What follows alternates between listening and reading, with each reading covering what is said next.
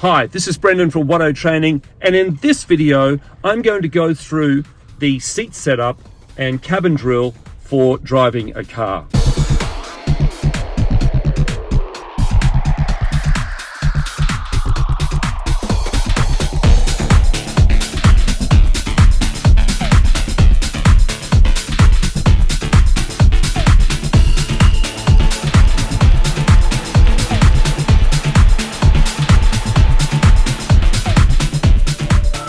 So first of all, when you enter the vehicle, make sure that you shut the door, and also make sure that the park brake is on so the vehicle's not going anywhere. Currently the car is not running.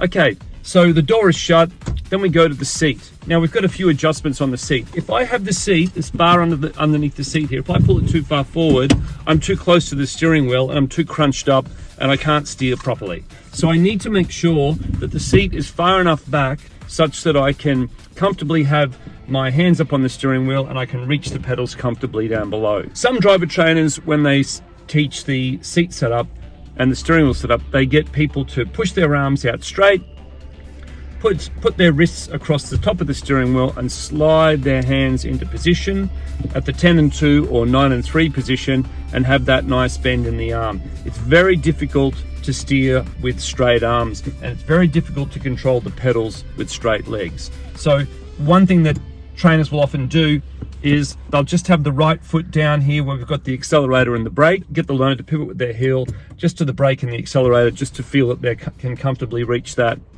You'd also notice with the seat forward and back that then we've got our tilt, which is just down next to my right hip, and if I tilt this back, we get to the lounge chair position and reclining back like this. This isn't probably a bad setup for watching telly, but when you're driving a vehicle, again, this brings the straight arms problem in. And also in terms of our vision, when we're sitting up correctly, we're looking about 2/3 of the way up through the front windscreen.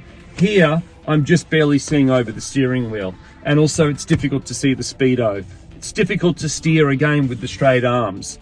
And when we come to teaching people about scanning and planning the road environment, we also talk about our blind spots out on our back right and our back left. And one of the downsides about having your seat too far back is even if the driver does a right shoulder check, or also known as a head check on this side, all they're doing is looking at this B pillar anyway. So I'm just going to bring this straight back up. It's not at 90 degrees. Some people say, oh, I have the seat at 90 degrees. If you're like this, what you'll actually tend to do is slump forward like this and drive like this, which is very bad for your posture. So you want the natural curvature of your back. You want to make sure that your hips are locked into the seat, not slumping down in the seat and leaving enough space underneath here for a gap, because again, that will slump, and in your lower back, that will be crunching down. So you want to lock your hips in, and also you can feel as your back goes up that contact with the seat, and we're locked in. We've got our left foot down here on the footrest, and we've got our hips locked into the seat. And that way, when I look and when I steer, my body is curved into the seat rather than being off balance. And look, it might not be a big deal for some people if they say, oh, so what if I'm slumping in the seat? But as you get older, your back will come under more stress and you'll get more back injuries. Okay, so we've moved the seat forward and back. We've talked about the tilt, and you can also pump the seat up and down as well. For me, I'm fairly tall in this vehicle, so I've only got probably about 3 or 4 centimeters between my head and the top of the car anyway. So what I want to do is pump the seat up and down. And again, you need to make those checks with, how does this feel for my steering? How does this feel for my pedals, etc.? Can I feel what I'm looking for as you go as well? And I'm down as low as I can go, and I'm also down to the point where I'm as far back as I can go as well. Next, we go to our headrest, and I've got this headrest here. Now, it's not for you to rest your head on. It's actually for if we have a crash. You want to make sure that your neck has support, because if this head restraint is too low, then you'll find that your head can fly back. So if I put it down low, and you can do damage to your neck. So make sure that that is up to the appropriate height, and I can feel that in the back of my head there supporting. So we've got the seat set up And that links in, as you've noticed, to the steering as well. Underneath the steering wheel column, we've got a little latch there, and we lift the latch out, and the steering wheel can go up and down. And this one, it can't go in and out, but some cars it can. And when you get that to a position that's comfortable, lock it in. Make sure you can see your gauges. If you can't see your gauges, then we've got an issue. And also just put your hands up on the wheel like this and just feel the way it sits. 9 to 3 on the steering is okay, or 10 to 2. Thumbs on the outside, fingers around the steering wheel. And when you're driving along, you can have a little drive. And sometimes what I say to people is, are you feeling comfortable? And if need be, we pull over, secure the vehicle somewhere safe, and we just reset any adjustments that aren't quite right. So we've got the door shut, the seat is set up, the steering wheel's set up, and now we go to the seat belt. So first of all, with the seat belt, make sure that there's no frays or anything like that, or no twists in the seat belt, and make sure that it's able to lock and do its job. So when you bring it over, loosen it, put it into the little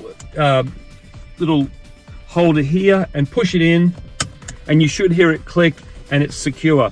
It goes across your chest here and across your shoulder as well. It's illegal for you to drive with the seatbelt under your arm like this. That's a fine. And also it's dangerous as well. It's designed to go across your shoulder and down here on your hip and across the bony parts of your hip as well, not across your belly. Otherwise, if you have a crash, you'll do some damage to your internal organs.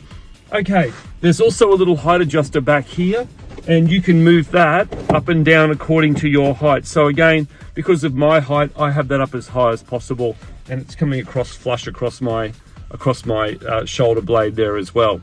Okay, so door, seat, steering wheel, seat belt, we're all set up. Next we go to the mirror setup. Over on my right side here, I've got the mirror controls. There's a little switch and I can go left and right on the switch. I make sure that when I set the mirrors up, I want to see about 50% horizon and 50% road. That may vary to your personal specifications in your vehicle. And I also like in my car to see 2 door handles on the left side of the mirror. One is in the bottom left corner and one is about that much up above. And on this side, I can see the first door handle, the passenger side door handle in the right side corner of the mirror, and then the second door handle about halfway up as well. So I can see a little bit of the car and then beyond, because what we want to do is maximize seeing who's in the lane next to us, for example, on each side. The other mirror I've got here is my rear view mirror, which I position such that I can see my left ear just in the right side of the mirror here as a guide, and also I'm filling the maximum amount of vision I can get out of the back windscreen as well. So to recap, D for door, S for seat, S for steering wheel, S for seat belt, M for mirrors.